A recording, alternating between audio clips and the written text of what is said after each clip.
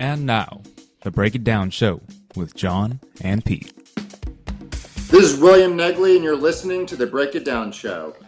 Perfect. Yes, joining us today on the show, we have the honor of the founder and president of Sound Off, William Negley. Sound Off is an organization who helps military veterans access mental health services and support, and do so without the bureaucracy that plagues veteran services that we've seen over and over again, and with consistency and sometimes the anonymity necessary for jobs that veterans tend to have, or comfort levels in dealing with what guys need to deal with when they return.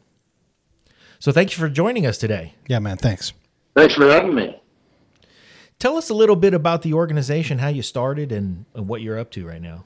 About 3 or 4 years ago, I was at the time serving in the CIA. You know, it became very apparent to me that there was a general problem.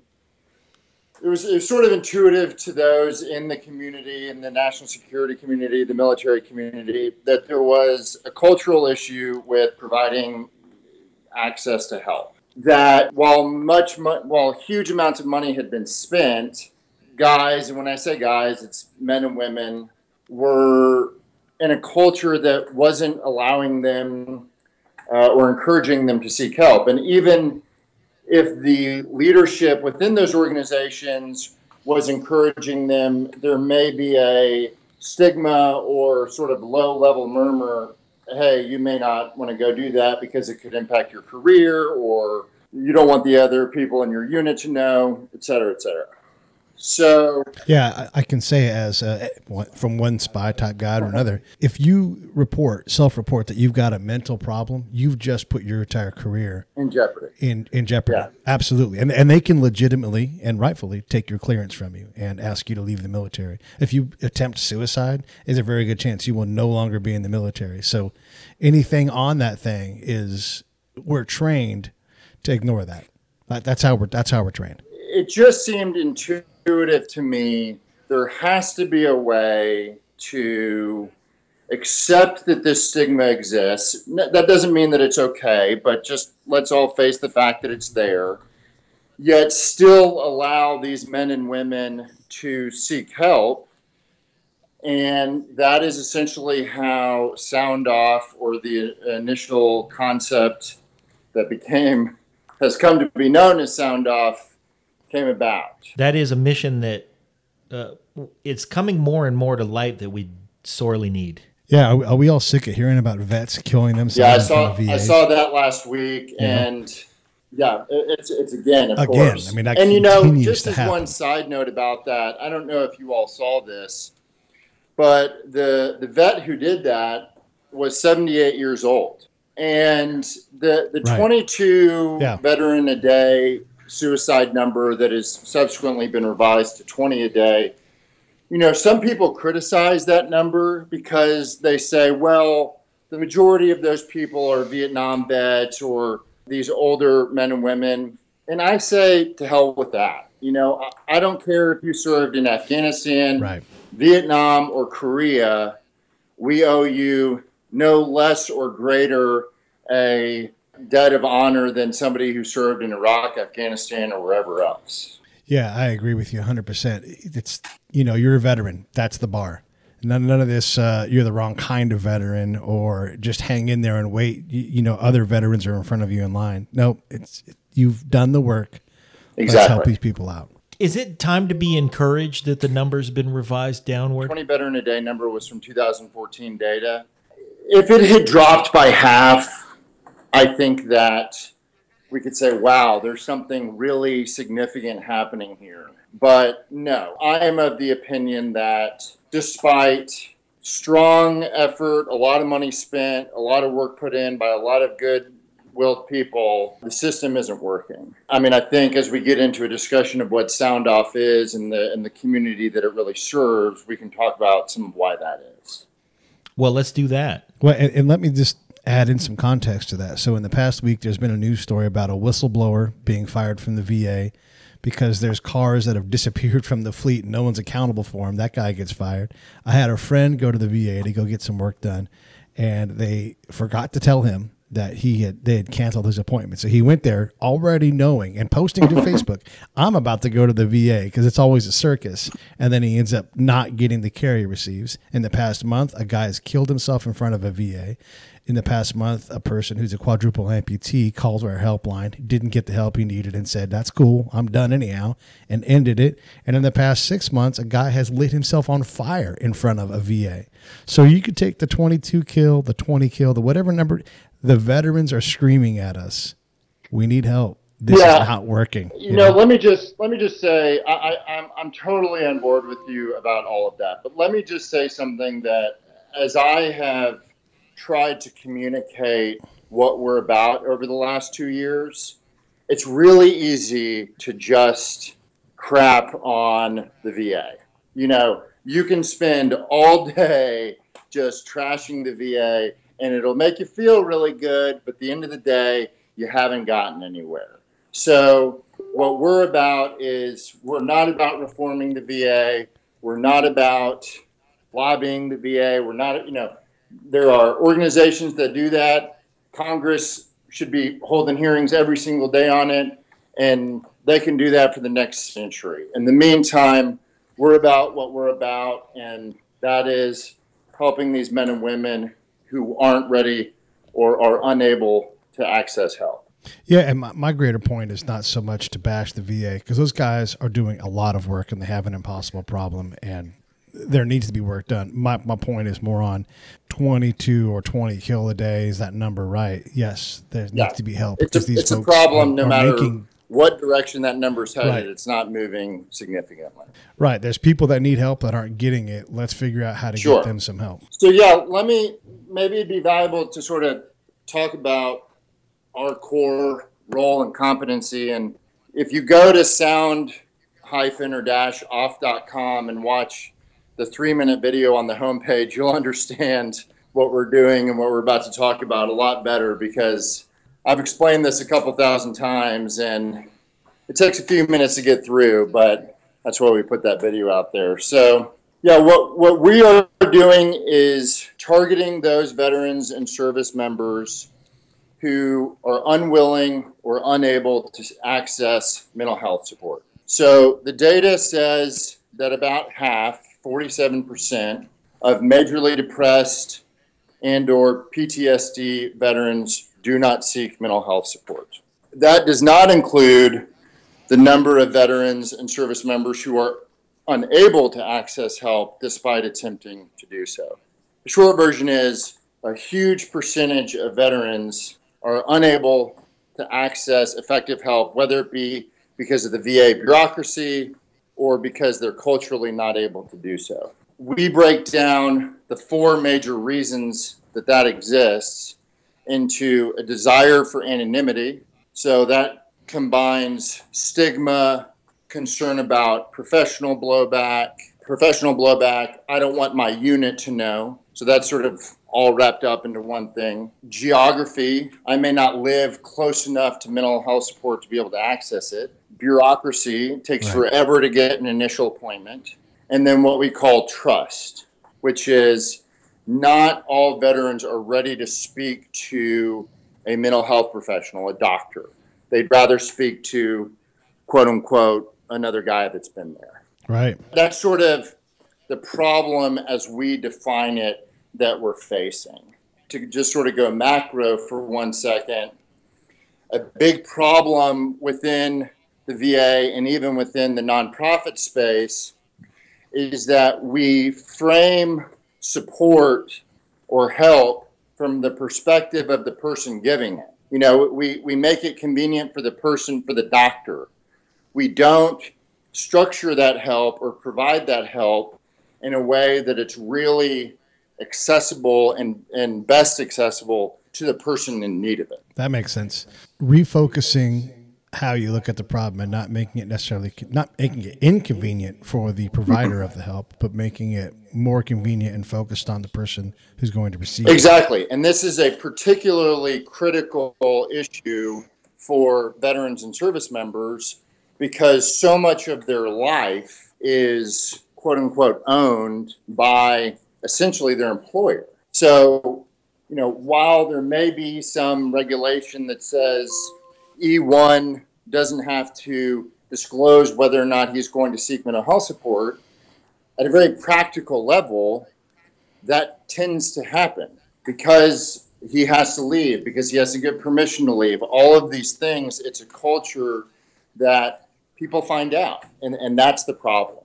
Maybe to jump into what it is that we're actually doing to try and attack this, SoundOff is an IT infrastructure. It's essentially a mobile app that allows veterans and service members the ability to develop anonymous relationships with mental health professionals or other veterans. If you think of it in context of a suicide hotline, a crisis hotline, veteran John, and he can call once and be anonymous. He can't call back a week later and say, "Hi, can I speak to Dr. Matt that I spoke to last week? And by the way, I don't want to tell you who I am." It's just not designed to do that. It's designed for a crisis situation, talking that person off the ledge. So we allow them to talk to that same doctor over and over and over again without ever having to disclose who they are. And you do this by a system of a PIN number. Exactly right. So we assign upon veteran or service member, and we allow veterans or service members, while I understand those terms are not interchangeable, we allow veterans, or will allow veterans just as easily as we'll allow active duty service members. So when they register for the service, they sign up. All they have to provide is the state they're in, and that's the only piece of data we collect. So we give them a username. You are now Redfish123, and our entire system and the mental health professional that we connect them with will only know them as Redfish123. Now, what information they disclose to the mental health professional is essentially between those two parties. So the relationship can grow from the initial stage where there is anonymity and it's just user PIN to, as we go further down the road, we get deeper into the work. That veteran has the opportunity to choose to divulge, maybe even get to a place where there's personal contact and they can do it one-on-one. Yeah, so from the best way to think about SoundOff, you can think of us as the telephone wire. SoundOff will never know anything about that individual other than what state they're in and the username that we've provided them. What goes on between that mental health professional, and we to be careful, there's some guidance. There are things that just aren't okay to be done on our system, even though we may not know about it. What goes on between that doctor and that mental health professional and that veteran is between them. And yes, to your point, if they ultimately want to transfer into a face-to-face relationship, that is outside of our bound. They have essentially transitioned beyond the SoundOff system, if you will. And are perfectly within their rights and desires to do that as they exactly. It's not. Well, I don't think we would disencourage it any more than we would encourage it. That's up to the person exactly. who's doing the work. So, like you pointed out, you provide the conduit, and you provide a conduit that's currently not there. And if I'm being kind, I'll say that at best, very, very difficult to find. Let me tell you why something like what we're talking about has never happened. Whether in the private sector, although that's changing a little bit, or in the nonprofit sector. So first of all, the technology to do this has only come around in the last, call it 5, generously 10 years.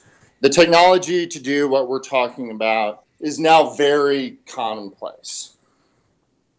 That was not the case 10, certainly not any further back than that. If you think about what we're talking about, it is totally impractical for any type of for-profit system because you can't bill, just changing a little bit, but you can't bill for somebody that's anonymous. So I've been asked dozens of times, why isn't SoundOff for-profit? Well, because if in 2017, we provide 100,000 hours of mental health support. The VA, DOD, Blue Cross Blue Shield, whoever it is that I am billing for those hours, which would be necessary if it was a for-profit system, is going to allow me to come and bill them and say, I have 100,000 hours of mental health support that I've provided, and I really, really promise that they were all veterans, right? That's just not going to work. Right. So the only place that this is applicable is if the mental health providers are essentially donating their time. Just to give the caveat, this is changing some, and there are some organizations that are trying to do stuff like this for profit. What I would argue, though, is if I have to enter a credit card number in my billing information, I'm not anonymous. Nope. That is why there's also a risk aversion that has gone on with this. I've talked to a number of people, including some of our board members, who were trying to achieve something like this, and it gets really sticky really quickly if you have risk-averse lawyers who say, hey, this could put us in jeopardy, I don't know, and they just say, you know what, let's just not do it. Right. Yeah, what's the bigger problem for you? Determining all of the legal loopholes, 50 plus sets of laws that you have to get through, or is it harder to get veterans to accept the help? Because that's always a big hurdle. We're stubborn. Well, the stopper right now is neither one of those. The stopper right now is funding, but we can talk about why that's the case. But to your question, we got taken on as a pro bono client by Powerhouse DC law firm, and they were instrumental in the early helping us form Sound Off and really think through the implications, the legal and the regulatory and the ethical implications of Sound Off. Right. To your point, yes, much of this is state by state, and Sound Off will have to be rolled out state by state. But it's worth pointing out that the VA crisis line doesn't even exist in all 50 states, as crazy as that is. Say that slower and one more time. While it may be accessible, as in you can call the 1-800 number, if you go into the documentation, there are places where I'm not a lawyer. I don't want to get precise in what it is that they're saying, because I also saw this a while back.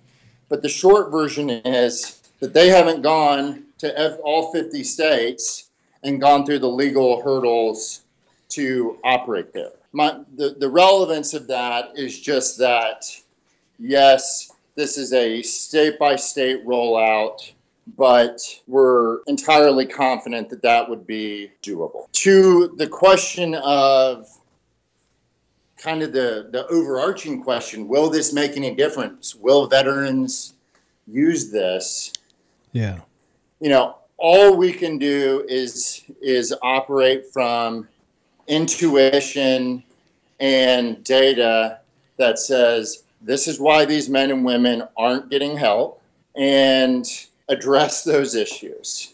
Then, at the practical level, I've talked to dozens, if not hundreds of veterans about this, and you tend to get wow, this is an amazing result. We had a very high level general, retired general, that we were speaking to about this, and he was saying, this is awesome, all about it. And then he said, I'm not sure I would have used it, but to me, Right. That's the entire point, Yes, right? exactly. That they don't have to be willing to admit to me that they would do anything. But at 2 a.m., when they're saying I need some help, they've Right. got a way to securely and anonymously access that help. In any state, ultimately. Yeah, we've talked about how this would work in war zones. I mean, we have talked about the geography of Sound Off, frankly, is the easiest part, because the limiting geographic factor is how many mental health professionals do you have in a state relative to the veteran needs of that state. And we can connect somebody in El Paso with a mental health professional in Dallas, Texas. Hey, this is John Leon Guerrero. Hey, and this is Pete Turner. And if you like the show, do us a favor. Yeah, share it. That's the biggest thing, honestly. All your social media outlets, all your friends, let them know the ones that you like. Yeah. I mean, we make this show for you guys. If you think it's great, say so. Say so by sharing it. Say so by putting a comment in after the show.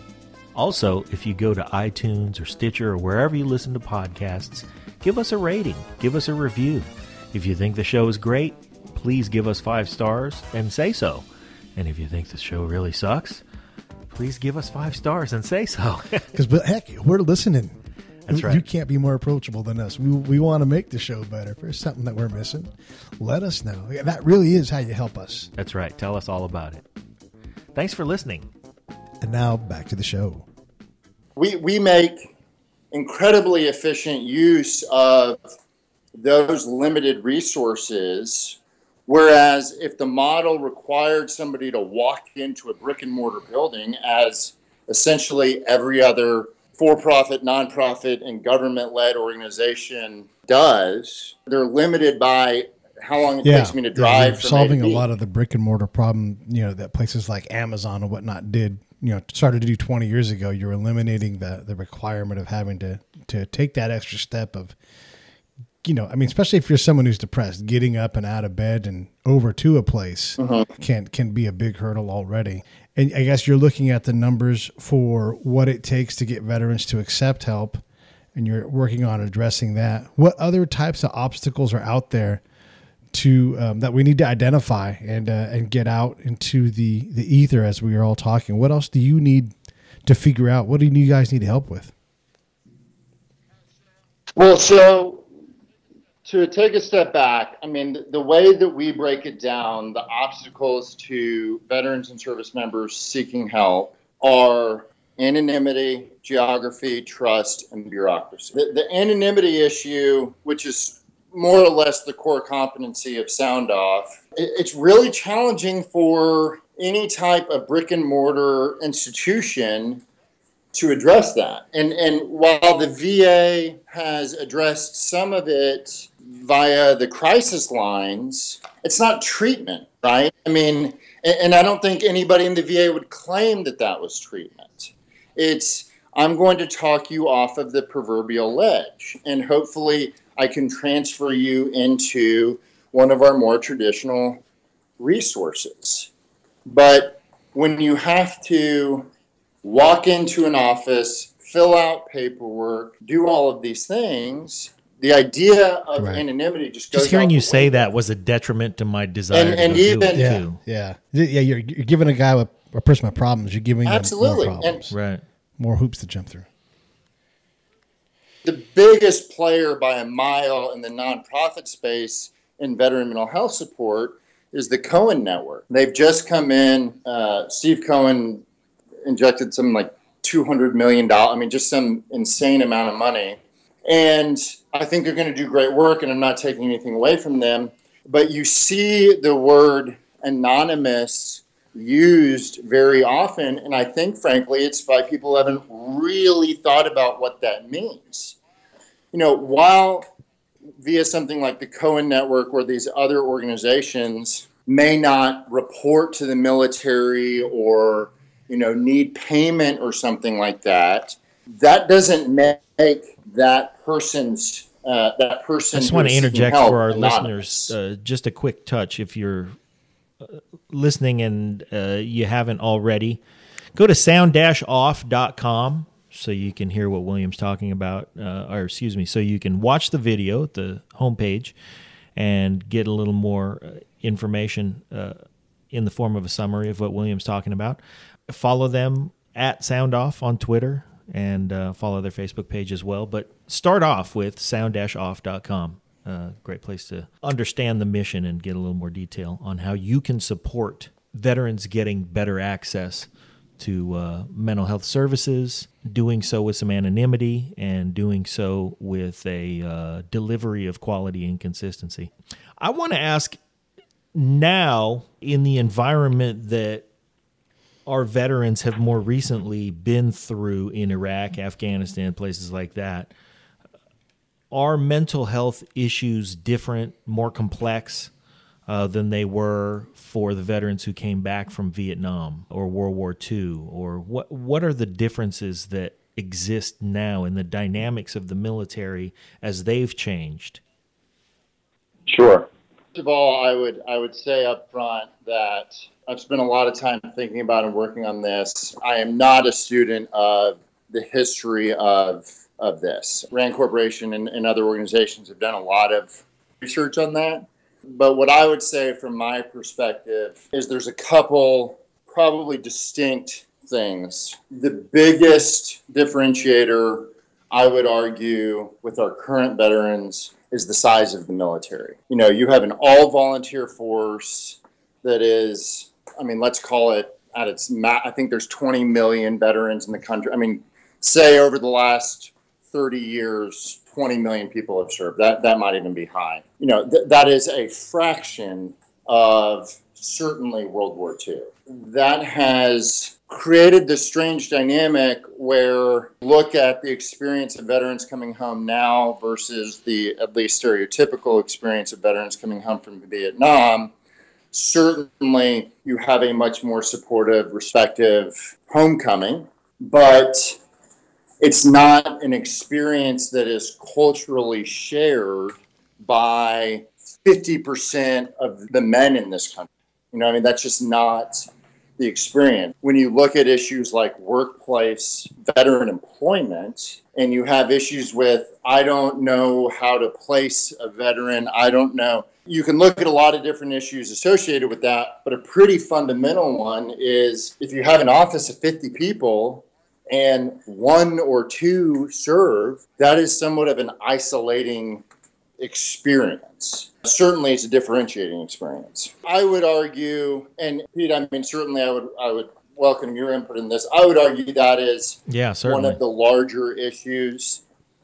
I think that where veterans and service members have benefited is the evolution of the understanding of mental health over the last 70 years.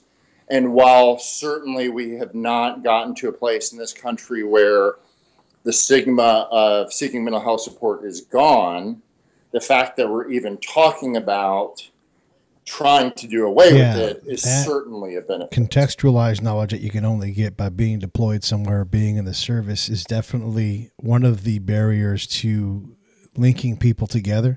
Most of my service was outside of the military, by the way. I've worked with the military instead of in the military for a lot of my time. But that's because it takes someone who was in the military to do the kind of work that I did. So you've got this very, very cloistered community. Folks don't even know how to talk to veterans, really. I mean, it's nice to hear, thanks for your service, but ultimately there's nothing in that. And it's sort of just become this, it's a greeting. Oh, you're a veteran? Oh, this is where I say, thank you for your service. It's not meant that way when it's said, but that's part of that lack of contextualized knowledge. You know, I know if I talk to a veteran, I can say, hey, where have you been? I have a conversation I can have with them already. But if you've got literally no contact, no one in your family that's ever served, how do you talk this? That's like talking to someone from a foreign planet or a foreign country. You just don't have that level of understanding.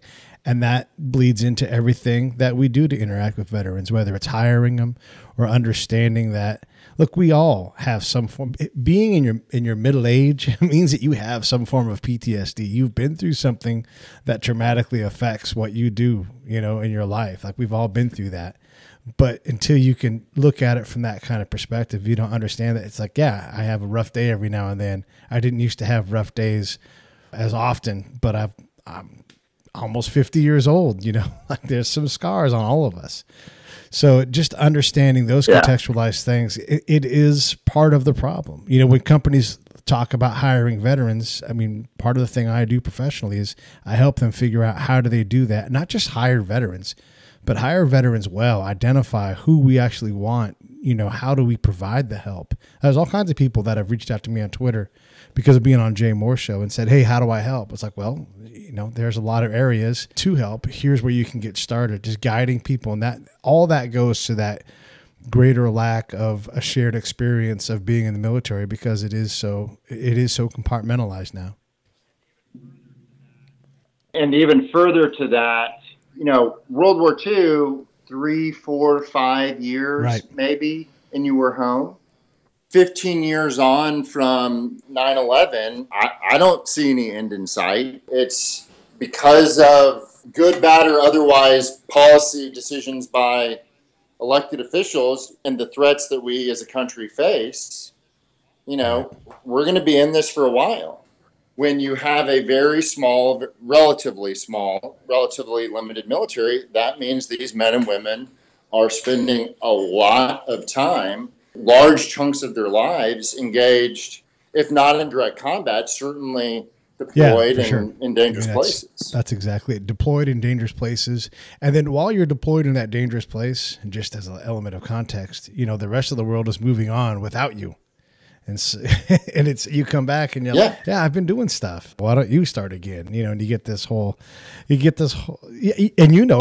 worked in the government and it's like, well, that doesn't apply to this. It doesn't, someone from the CIA who can work with the CIA doesn't have the skills that a company would want. I'll never forget this must have been 04, 05, Iraq was really dominating the news coverage. And the cover of Time magazine was Afghanistan, the Forgotten War. Here we are 10, 11, 12 years later. I mean, it's maybe not as bad as it ever was. But what's next for the organization? What are you hoping to accomplish in the next year, next 2 years? As we look down the road, what are the milestones that we're reaching for? And how do we engage more people, sort of suck them into the mission? Sure. Maybe if we can look back a little bit to contextualize where we are now, that would provide insight looking forward. Yeah, please. So I had the idea, the initial sort of flash of genius, as they say, maybe 3 years ago. About a year and a half ago, 2 years ago, I bought the website. I'd sort of been scratching on paper, but I said, okay, if this is going to be a real thing, because it just kind of stuck with me. You have lots of ideas and some of them fade out. But I said, if this is really going to happen, I need to take some time and really devote some time to it because I was still at the agency full time. So I took 6 months of leave without pay. In that 6 months and really the subsequent 6 months, that first real year, it was a very inward facing time. We were developing the model. What is this? Okay, we have this idea that you can talk to somebody and nobody knows about it, but what does that really mean? We did a lot of IT design, a lot of playing lawyer, a lot of talking to lawyers, a lot of talking to mental health professionals, and then there's the nonprofit component of it. We knew early on the only way this is really going to work is as a nonprofit. So I had to go recruit a board, recruit more board members, kind of get this whole package put together. Having done that, at the end of it, we said, okay, if we're going to do this, what's it going to cost? We worked up a budget. We projected forward 5 years. Our budget for the first year is about $750,000. First 3 years, about $3 million. All in. This is a really challenging and not all that uncommon place for a nonprofit to be in. Most nonprofits function on a model of I do as much good as I can. So the example that I always use is I want to give backpacks to inner city kids so that they can go to school. If my model is I buy these backpacks, in the first year, I raised $10,000 to buy these backpacks. Well, I can buy $10,000 worth of backpacks. Not to say that that's easy. The next year, if you raise 50, if you raise 100, whatever it is, you're good to go. The challenge with something like Sound Off, and this is, again, not all that uncommon, is that our first year budget is binary. We're on or off. We can't just do $50,000 worth of Sound Off. It is a capital intensive process that first year to do the IT infrastructure, recruit the mental health professionals, all those sorts of things just take money. We knew, okay, we have to raise about this much money. Long story short, we started engaging with family foundations, some big nonprofit grant writers, and Wounded Warrior Project. We started talking to Wounded Warrior Project about a year ago, and about 8 months ago, they committed to a 3-year runway, which was more than we asked for. Right from the start. Here, don't ask for one. Let's do all 3. It was awesome. Unfortunately, almost immediately following that, they fell into some well-publicized troubles. As a result of that, they have had to temporarily pause that financial contribution. So they assure us that they remain long-term committed, but, just to put it bluntly right now, they're just trying to right the ship. And for the record, General Lennington and the others there, I have every bit of confidence that that will happen. What that means for us is that we have essentially rebooted that initial seed money, if you will, fundraising process. And the timing of all of this is that we literally started doing this 3 weeks ago.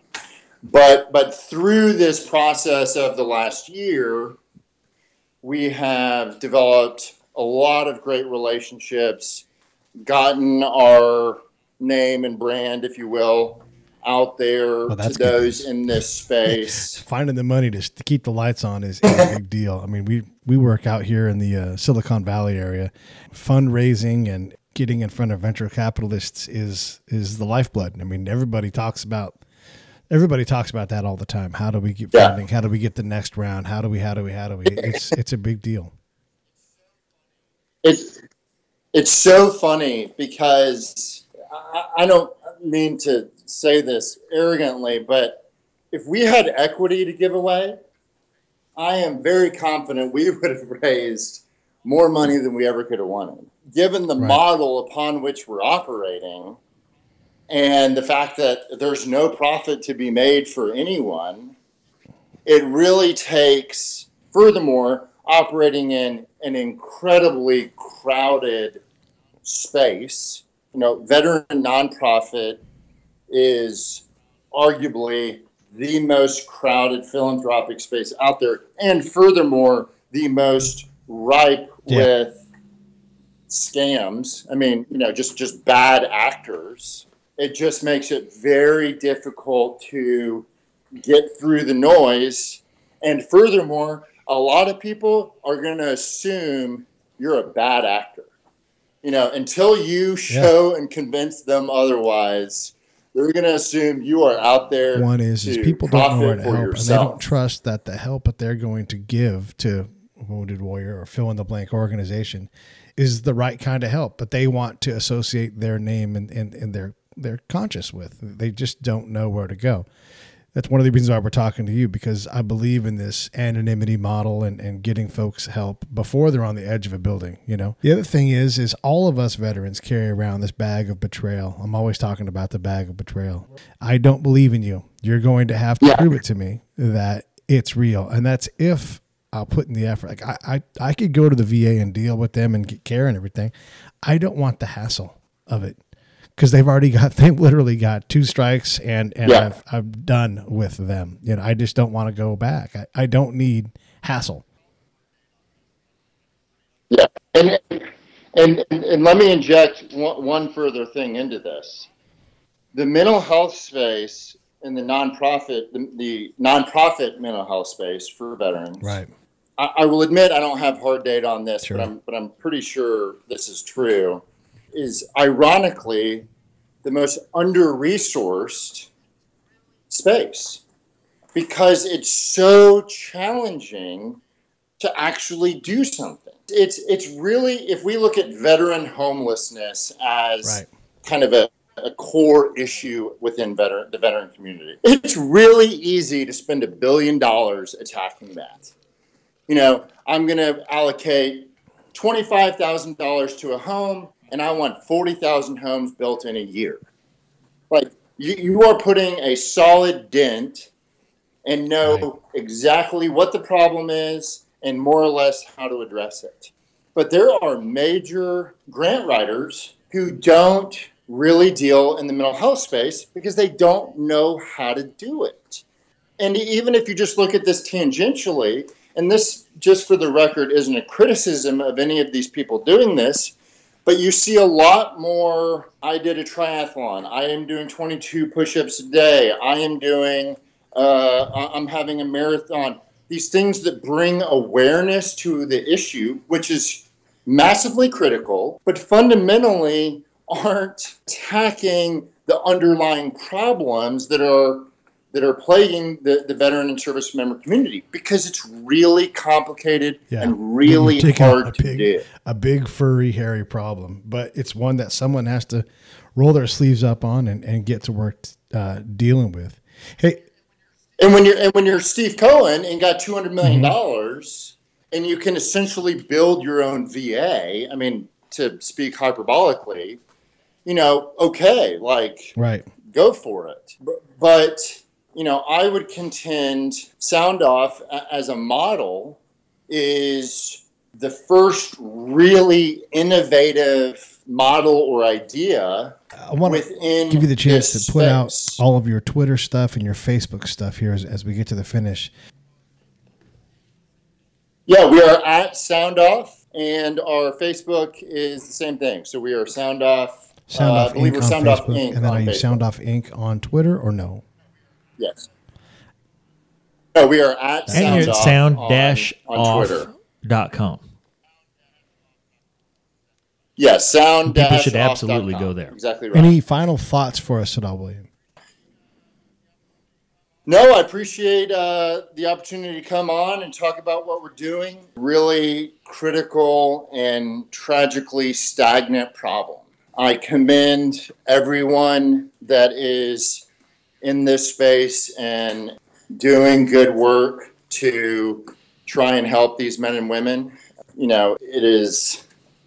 It's just a really challenging issue, and we have our little piece of the pie that we believe can impact a certain portion and complement the efforts of those other organizations. But yeah, it's going to take hard work, and it's really going to take, I think, a cultural and national we agree, and we also effort. applaud the organizations out there doing good work, and that means you. So yeah, thank you. Yeah, please keep up the good work, and we will absolutely keep in touch. Thank you very much. And see how you're doing, and we hope you'll let us check in with you, let our audience know about your progress, and hopefully we can help you and work together.